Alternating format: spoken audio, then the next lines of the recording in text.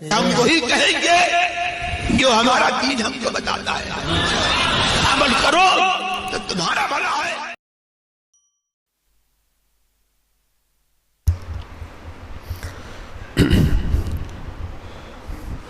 الحمد لله رب العالمين والصلاة والسلام على سيد الأنبياء والمرسلين أما بعد فأعوذ بالله من الشيطان الرجيم بسم الله الرحمن الرحيم إن الله وملائكته يصلون على النبي يا أيها الذين آمنوا صلوا عليه وسلموا تسليما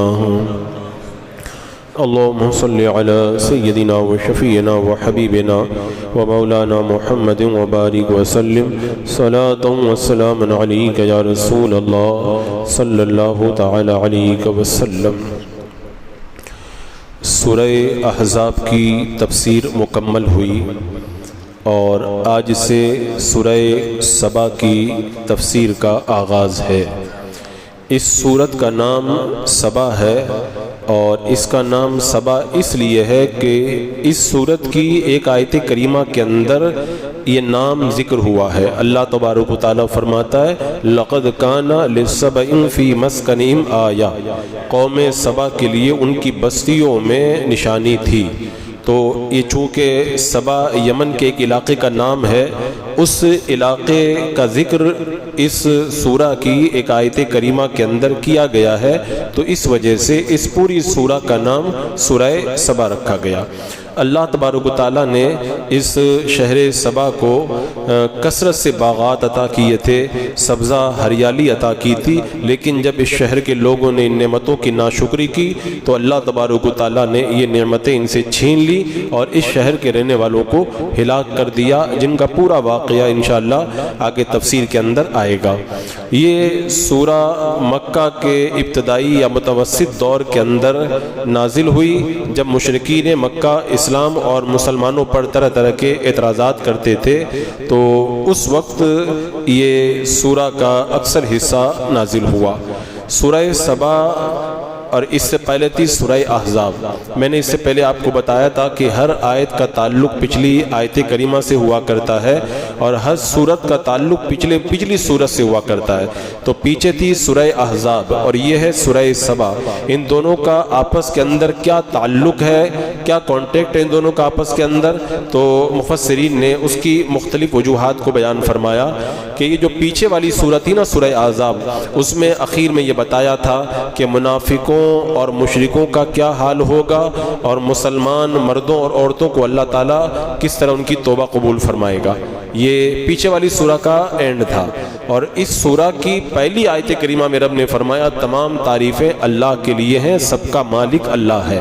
تو گویا کہ یہ بتا دیا کہ پیچھے والی سورہ میں جو یہ دعویٰ تھا کہ منافقین اور مشرکین کو وہ عذاب دے گا، اس پر دلیل اس آیت کریمہ میں بتا دی۔ وہ عذاب اس لیے دے گا کہ تمام آسمانوں اور زمین کا مالک وہی ہے، جو مالک ہوتا ہے اسی کو حق ہوا کرتا ہے۔ اور پیچھے والی سورہ کے اخیر میں اللہ نے فرمایا تھا وَكَانَ اللَّهُ غَفُورًا رَحِيمًا، اور اس سورہ کی دوسری آیت میں رب نے فرمایا وَهُوَ الرَّحِيمُ الْغَفُورُ۔ پیچھے والی سورہ میں کفار نے قیامت کے متعلق سوال کیا تھا قیامت کب آئے گی، اور سورہ سبا میں بھی یہ ہے کہ کفار نے قیامت کے آنے کا انکار کیا تھا کہ قیامت نہیں آئے گی۔ اس پوری سورہ کے اندر کیا کیا باتیں ہیں، ان کا خلاصہ یہ ہے کہ اس سورہ کے اندر توحید کا ذکر ہے، رسالت کا ذکر ہے، قیامت اور مرنے کے بعد دوبارہ اٹھنے کا ذکر ہے، اور حضرت داؤد علیہ السلام اور حضرت سلیمان علیہ السلام اور اہل سبا کو جو نعمتیں دی گئی تھی ان کا اس سورہ کے اندر ذکر ملے گا۔ اللہ تعالیٰ کی وحدانیت پر دلائل ملیں گے، مشرکین کے اعتراضات کے جوابات ملیں گے، سرکار دو عالم صلی اللہ علیہ وسلم کی رسالت کے عام ہونے کا ذکر ملے گا، اور اس سورہ کے اندر اس پیغام پر ختم کیا گیا کہ جو نجات چاہتا ہے اللہ اس کے رسول پہ ایمان لائے، اسی کو نجات ملے گی، اور جو ایمان نہیں لائے گا اسے نجات نہیں ملے گی۔ اب ارشاد ہوتا ہے اعوذ باللہ من الشیطان الرجیم بسم اللہ الرحمن الرحیم الحمد للہ الذی لہ ما فی السماوات وما فی الارض ولہ الحمد فی الآخرۃ وہو الحکیم الخبیر۔ سب خوبیاں اللہ کو کہ اسی کا مال ہے جو کچھ آسمانوں میں ہے اور جو کچھ زمین میں، اور آخرت میں اسی کی تعریف ہے اور وہی ہے حکمت والا خبردار۔ یعنی یہاں پہ بتا دیا گیا کہ تمام تعریفیں اللہ کے لیے ہیں۔ اور کیوں ہیں اللہ کے لیے تمام تعریفیں؟ کیونکہ تمام صفات کمال کا جامع وہ ہے، اور جب تمام چیزوں کا مالک وہی ہے اور تمام چیزوں کو کمال اسی نے دیا ہے، تو جن چیزوں کو کمال دینے والا اللہ تبارک و تعالیٰ ہے، تو پھر تمام تعریفیں بھی اس خدا تعالیٰ ہی کے لیے ہوں گی، کیونکہ دینے والا سب کو وہی ہے۔ اور یہاں پہ جو یہ فرمایا گیا کہ جیسے دنیا میں تعریف کا مستحق اللہ ہے، ایسے ہی آخرت میں بھی تمام تعریفیں اللہ کے لیے ہوں گی۔ تمام، ایسا نہیں کہ دنیا کے اندر اللہ کے لیے تعریفیں وہاں نہیں، یہاں بھی اسی کی تعریف ہے اور یہاں بھی اسی کی تعریف ہے۔ اور یہاں پر مفسرین نے فرمایا کہ آخرت میں 6 جگہ پر اللہ تبارک و تعالیٰ کی تعریف کا ذکر کیا گیا ہے۔ قیامت میں فیصلہ ہونے کے بعد میں فرشتے اور مسلمان اللہ کی تعریف کریں گے، اور کیا کہیں گے؟ وَتَرَى الْمَلَائِكَةَ حَافِينَ مِنْ حَوْلِ الْعَرْشِ يُسَبِّحُونَ بِحَمْدِ رَبِّهِمْ وَقُضِيَ بَيْنَهُمْ بِالْحَقِّ وَقِيلَ الْحَمْدُ لِلَّهِ رَبِّ العالمین۔ اور آپ دیکھیں گے کہ فرشتے عرش کے گرد حلقہ بنائے ہوئے اپنے رب کی حمد کے ساتھ اس کی تسبیح کر رہے ہوں گے، اور لوگوں کے درمیان حق کے ساتھ فیصلہ کر دیا جائے گا اور کہا جائے گا تمام تعریفیں اللہ ہی کے لیے ہیں جو تمام جہانوں کا پروردگار ہے۔ تو قیامت میں جب فیصلہ ہو جائے گا سب اللہ کی تعریف کریں گے۔ دوسری جگہ جب مومنین اللہ کے فضل سے پل صراط کو پار کر جائیں گے تب اللہ کی تعریف کریں گے۔ اللہ تعالیٰ فرماتا ہے وہ کیا کہیں گے؟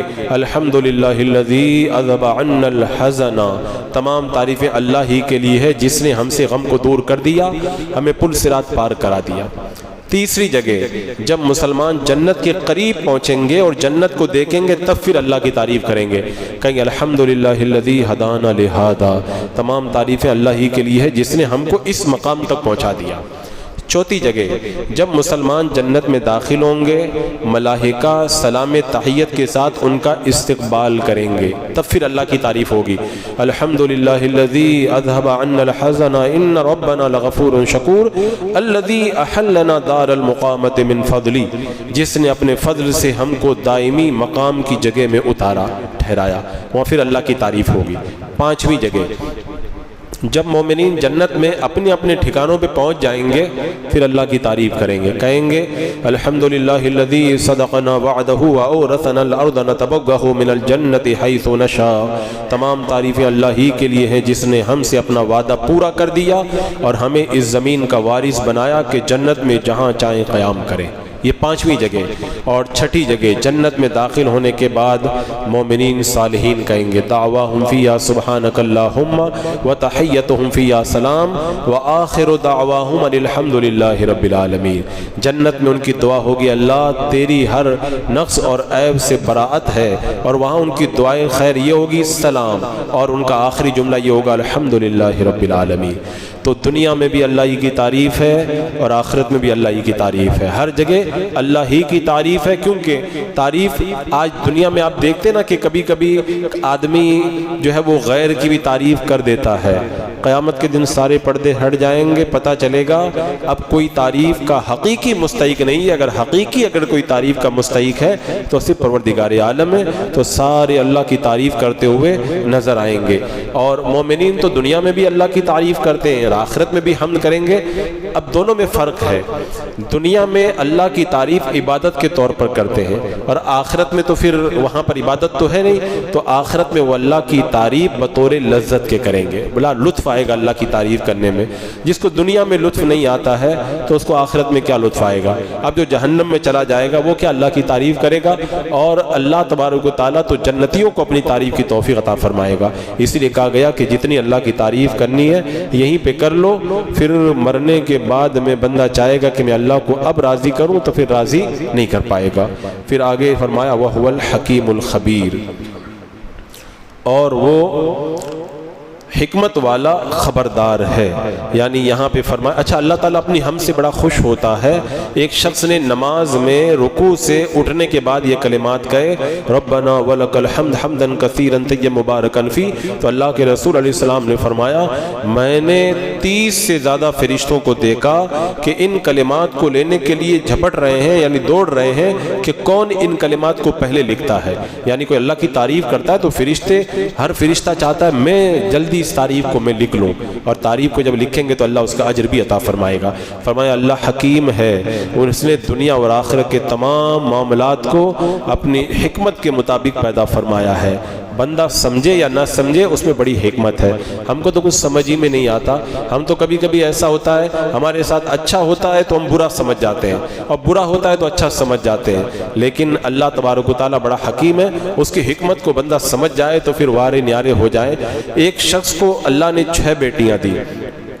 جب بھی بیوی کے پیٹ میں بچہ ہوتا تھا تو وہ کہتا تھا اب تو بیٹا ہو جائے گا، اب تو بیٹا ہو جائے گا. ایسے کرتے کرتے 6 بیٹیاں ہو گئی.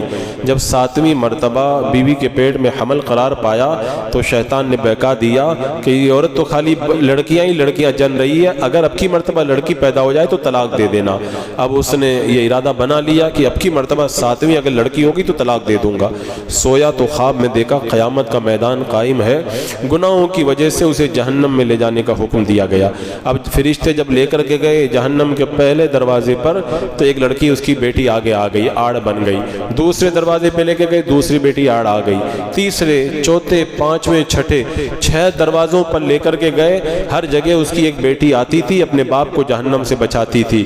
اب 7ویں دروازے کی طرف لے جانے لگے تو گھبرا گیا وہ کہ اب تو میری 6 بیٹیاں تھیں اور جہنم کا آخری دروازہ بچ گیا، میری تو 6 بیٹیاں ہیں. گھبرایا اور گھبرا کر کے اس کی نیند کھل گئی، اور نیند کھلتے ہی فوراً اس نے اللہ کی بارگاہ میں دعا کری اللہ 7ویں بیٹی بھی مجھ کو عطا فرما دے. یعنی بندہ ایسے نہیں سمجھ پاتا اللہ کی کیا کیا حکمتیں ہیں، وہ تو جب اس پر ظاہر ہوگا تب جا کر کے اس کو پتا چلے گا. ایک عورت تھی، اللہ تعالیٰ اس کو لڑکے ہی لڑکے عطا فرماتا، لیکن جو بھی لڑکا پیدا ہوتا تھوڑے دن کے بعد انتقال کر جاتا. ایک انتقال کیا، 2 کیا، 3 کیا، اللہ نے اس کو بڑا صبر دیا. ایک ایک کر کے 20 بیٹے اس کے انتقال کر گئے. اب صبر کا پیمانہ لبریز ہو گیا. جب صبر کا پیمانہ لبریز ہو گیا نا تو لاش کی طرح وہ عورت اپنے بستر سے اٹھی اور مصلی پہ گر گئی. کہا اللہ میں 9 مہینے تک خون جگر پلاتی ہوں، اور 9 مہینے کے بعد میں جب میری امید کا پھل جب لگتا ہے تو اللہ وہ میرے ہاتھوں سے نکل جاتا ہے. اے اللہ تو مجھ کو جو ہے وہ بیٹا عطا فرما دے اور اس کو زندگی بھی عطا فرما دے. تو یہ سجدے کے اندر رو کر کے وہ دعا کر رہی تھی تو اسی حالت میں اس کی آنکھ لگ گئی. خواب میں دیکھا ایک بہت بڑا سونا چاندی مشک و زعفران کا محل بنا ہے اور اس عورت کا نام محل پہ لکھا ہوا ہے. اب وہ اندر گئی تو دیکھا کہ اس کے 20 بیٹے اس کا اندر انتظار کر رہے ہیں. اب جب وہ اندر گئی تو پھر غیب سے آواز آئی تیرے 20 بیٹے مر گئے، تو نے صبر کیا، اللہ نے اس صبر کے بدلے میں تجھے یہ جنت کا محل عطا فرما دیا. اب جو بیدار ہوئی تو رو کر کے اللہ کا شکر ادا کرنے لگی کہ اللہ اگر تو مجھے اس سے زیادہ بھی اگر میرا خون تو بہا دے تب بھی میں غم نہیں کروں گی کہ جو میرا غم ہے نا اس کے مقابلے میں تیرا انعام بہت بڑا ہے. تو اللہ تعالیٰ حکمت والا ہے. لوگ اللہ کی حکمتوں کو سمجھ نہیں پاتے اور ناشکری کر بیٹھتے ہیں. اور فرمایا کہ وہ الحکیم الخبیر، اور وہ خبردار ہے، سب جانتا ہے، ظاہر بھی جانتا ہے، باطن بھی، ڈھکا بھی جانتا ہے، چھپا بھی، سب جانتا ہے، سب جانتا وہ. اور فرمایا یعلم ما یلج فی الارض وما یخرج منها وما ينزل من السماء وما يعرج فيها وهو الرحیم الغفور. جانتا ہے جو کچھ زمین میں جاتا ہے اور جو زمین سے نکلتا ہے اور جو آسمان سے اترتا ہے اور جو اس میں چڑھتا ہے، اور وہی ہے مہربان بخشش فرمانے والا. اللہ سب کچھ جانتا ہے. یعنی زمین میں جو جاتا ہے، بیج داخل کرتے ہو قوم فلیں پھوٹ جاتی ہے، بارش کا قطرہ زمین میں جاتا ہے چشمے بن کر کے نکلتا ہے، خزانے اور دفینے حشرات الارض نکلتے ہیں، مردے دفن کرتے ہو اللہ ان کو بھی نکالتا ہے. تو زمین میں جو جاتا ہے اللہ وہ بھی جانتا ہے، اور جو زمین سے نکلتا ہے اللہ وہ بھی جانتا ہے. خزانے، دفینے اور کیا کیا زمین سے نکلے گا. قیامت کے دن مردے بھی زمین سے نکلتے ہوئے نظر آئیں گے. اور وہ بھی جانتا ہے ہے جو آسمان سے اترتا ہے، فرشتے، آسمانی کتابیں، تقدیر، بندوں کا رزق، برکتیں، بارش، برف، اولا، شبنم، بجلی، آسمان سے جو اترتا اللہ کو سب معلوم ہے۔ اسی طرح جو بھی آسمان پہ چڑھتا ہے، یعنی آسمان پہ جو بھی چیزیں چڑھتی ہیں، چاہے وہ فرشتے ہوں یا بندوں کی دعائیں ہوں یا بندوں کا عمل ہو، اللہ کو سب معلوم ہے، سب معلوم ہے۔ فرمایا وَهُوَ الرَّحِيمُ الْغَفُورُ، اور وہی ہے مہربان بخشنے والا، یعنی اللہ تبارک و تعالیٰ سب کچھ جانتا ہے، بڑا رحیم ہے، وہ جلدی تمہاری گرفت نہیں کرتا کہ تم گناہ کرو تو تم کو پکڑ لے، مہلت دیتا ہے، 10 سال 20 سال 50 سال تک مہلت دیتا ہے، اور پھر اگر تم توبہ کر لو تو پھر معاف بھی فرما دیتا ہے۔ پھر آگے ارشاد فرمایا وَقَالَ الَّذِينَ كَفَرُوا لَا تَأْتِينَ السَّاعَةُ قُلْ بَلَىٰ وَرَبِّي لَتَأْتِيَنَّكُمْ عَالِمِ الْغَيْبِ لَا يَعْزُبُ عَنْهُ مِثْقَالُ ذَرَّةٍ فِي السَّمَاوَاتِ وَلَا فِي الْأَرْضِ وَلَا أَصْغَرُ مِنْ ذَلِكَ وَلَا أَكْبَرُ إِلَّا فِي كِتَابٍ مُبِينٍ۔ اور کافر بولے ہم پر قیامت نہ آئے گی، تم فرماؤ کیوں نہیں، میرے رب کی قسم بے شک ضرور تم پر آئے گی، غیب جاننے والا، اس سے غائب نہیں ذرہ بھر کوئی چیز آسمانوں میں اور نہ زمین میں اور نہ اس سے چھوٹی نہ بڑی، مگر ایک صاف بتانے والی کتاب میں ہے۔ اس آیت کریمہ کی لطافت میں آپ لوگ غور کریں، اس ایک آیت کریمہ میں مشرکین کا اعتراض اور اس کے تین جواب اللہ نے کیسے ارشاد فرما دیے۔ یہ قرآن کی ایک خوبی ہے، چند لفظوں کے اندر وہ سب کچھ بیان ہو جاتا ہے جو بندے پوری کتابوں میں نہیں بیان فرماتے۔ اس سے پہلے والی آیتوں میں اللہ تعالیٰ نے خصوصیت کے ساتھ میں ذکر فرمایا تھا کہ آخرت میں وہی تعریف کا مستحق ہے، تو یہ کافر کہا کرتے تھے آخرت کچھ نہیں ہے، عذاب کچھ نہیں ہے، قیامت کچھ نہیں ہے، وہ مذاق بناتے تھے۔ تو اللہ تبارک و تعالیٰ نے تین دلیلیں دے کر کے بتایا۔ کیا فرمایا؟ پہلی دلیل دیکھو، آدمی کو لگتا ہی نہیں کہ اس میں دلیل دی گئی ہے، لیکن غور کرے گا تو پتا چلے گا۔ رب نے کیا فرمایا؟ تم فرما دو محبوب میرے رب کی قسم، یہ دلیل ہو گئی۔ یہ کیسے دلیل ہو گئی؟ اس لیے کہ مکہ کے کافر جانتے تھے اللہ کے رسول سب سے بڑے سچے ہیں، آپ سب سے بڑے سچے، کبھی جھوٹ نہیں بولتے۔ اللہ نے فرمایا محبوب قسم کھا کے کہہ دو، مجھے اپنے رب کی قسم ہے قیامت ضرور آئے گی۔ تو محبوب سچا ہے، کبھی جھوٹ بولتا نہیں محبوب، اور محبوب قسم کھا کے کہہ رہا ہے تو جھوٹ تو ہو ہی نہیں سکتا ہے، لہذا اللہ نے دلیل دے دی کہ فرمایا محبوب تم کہہ دو میرے رب کی قسم وہ ضرور آئے گی۔ تو جب محبوب قسم نہ کھائے تو وہ بات صحیح ہوتی ہے، تو قسم کھا کے کہہ دے تو وہ کیسے جھوٹی ہو سکتی ہے؟ یہ ایک دلیل ہو گئی۔ اس کے بعد میں رب نے کیا فرمایا؟ عالم الغیب، اور وہ غیب کا جاننے والا، یہ بھی دلیل ہو گئی۔ یہ دلیل کیسے ہو گئی قیامت کی؟ اس لیے کہ کفار مکہ کہا کرتے تھے کہ مرنے کے بعد میں ہمارے جسم بوسیدہ ہو جائیں گے، گل جائیں گے، سڑ جائیں گے، ہڈیاں ختم ہو جائیں گی، ذرے اڑ جائیں گے، پتہ نہیں کہاں چلے جائیں گے، تو کیسے اللہ تعالیٰ ان کو جمع کرے گا؟ اللہ نے فرمایا عالم الغیب، وہ غیب کا جاننے والا ہے۔ تو اس سے جہاں کی کوئی چیز مخفی ہے ہی نہیں، وہ قادر ہے، جب وہ سب جانتا ہے، قدرت والا ہے، تو کہاں چلے جائیں گے ذرے؟ اللہ سب جانتا، سب کو لے آئے گا، سب کو لے آئے گا۔ تو تمہارا یہ اعتراض بھی بودا ہے۔ رب نے فرمایا لا یعزب عنہ مثقال ذرہ فی السماوات ولا فی الارض، اس سے غائب نہیں ہے ذرہ بھر کوئی چیز آسمانوں میں، نہ زمین میں، نہ اس سے چھوٹی نہ بڑی، ساری کی چیزیں اللہ تعالیٰ جانتا ہے۔ وہ کہاں ہے؟ سب ایک صاف بتانے والی کتاب یعنی لوح محفوظ میں لکھی ہوئی ہے۔ تو یہ بھی دلیل ہو گئی کہ قیامت ضرور آئے گی۔ اس کے بعد میں ان کا ایک اعتراض تھا کہ قیامت کی ضرورت کیا ہے؟ اللہ نے اس کا بھی جواب دے دیا، فرمایا لیجزی الذین آمنوا وعملوا الصالحات، تاکہ صلہ دے انہیں جو ایمان لائے اور اچھے کام کیے، اولئک لہم مغفرۃ ورزق کریم، یہ ہیں جن کے لیے بخشش ہے اور عزت کی روزی۔ یہ بھی قیامت کی دلیل ہو گئی، یعنی اللہ نے فرمایا قیامت آئے گی، کیوں؟ تاکہ اللہ ان کو جزا دے جو ایمان لائے، نیک کام کیے۔ اور آگے کیا فرمایا کہ والذین سعوا فی آیاتنا معاجزین اولئک لہم عذاب من رجز علیم، اور جنہوں نے ہماری آیتوں میں ہرانے کی کوشش کی ان کے لیے سخت عذاب، دردناک میں سے عذاب ہے، اتنا سخت عذاب۔ تو رب نے فرمایا قیامت آئے گی، کیوں؟ اس لیے کہ تم جانتے ہو کہ دنیا میں کوئی آدمی برابر ظلم کرتا ہے، کوئی آدمی اچھے کام کرتا ہے تو ظالم کو سزا ملنا چاہیے، اچھے کام کرنے والوں کو بدلہ ملنا چاہیے۔ تو قیامت اسی لیے آئے گی تاکہ اچھوں کو اچھوں کا بدلہ ملے اور بروں کو ان کی برائی کا بدلہ ملے۔ تو جب اچھائی اور برائی کا بدلہ ملنا چاہیے اور وہ بدلہ جس دن ملے گا اسی کو تو قیامت کہتے ہیں۔ تو یہ بھی ایک قیامت کی دلیل ہو گئی۔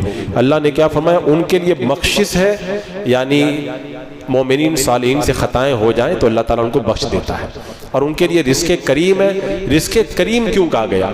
دنیا میں رزق ملتا ہے وہ کریم نہیں ہوتا ہے، بہت محنت کرنی پڑتی ہے، کوئی تو دن بھر پسینہ بہاتا ہے، کوئی بڑا ٹینشن لے کر کے کماتا ہے، لیکن وہاں پہ جو رزق ملے گا نا وہ رزق کریم ہوگا، ایسا رزق کریم ہوگا کہ کوئی محنت نہیں کرنا پڑے گا، کہیں کمانے نہیں جانا پڑے گا، اللہ ایسے عطا فرما دے، اور رزق کریم ہوگا۔ اور ایک وجہ یہ بھی ہے آخرت کے رزق دو طرح کے ہیں، ایک دوزخیوں کا رزق ہے، ایک جنتیوں کا۔ جہنمیوں کا رزق کیا ہے؟ شجرۃ الزقوم، توہڑ کا درخت، حمیم گرم کھولتا ہوا پانی، تو یہ رزق کریم نہیں ہے۔ اور جنتیوں کو کیا ملے گا؟ جنتیوں کو پھل، میوے، شراب طہور، یہ رزق کریم ہے۔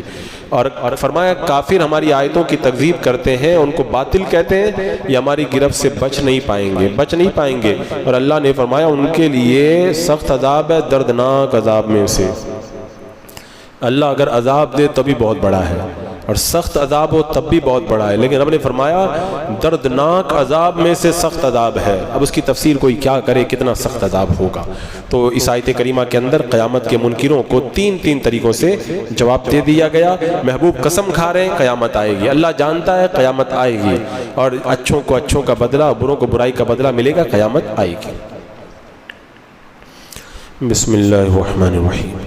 اللهم صل على سيدنا مولانا محمد وبارك وسلم صلاة وسلام عليك يا رسول اللہ یا اللہ یا رحمان یا رحیم العالمین۔ اپنے محبوبین کے صدقے میں اعمال صالحہ کی توفیق عطا فرما، ہر گناہ ہر برائی سے محفوظ و معمون فرما، ایمان پہ زندگی، ایمانی پر خاتمہ عطا فرما۔ ربنا تقبل منا انك انت السميع العليم وتب علينا انك انت التواب الرحيم۔ ان اللہ وملائکته يصلون على النبي یا ایھا الذین آمنوا صلوا علیہ وسلموا تسلیما۔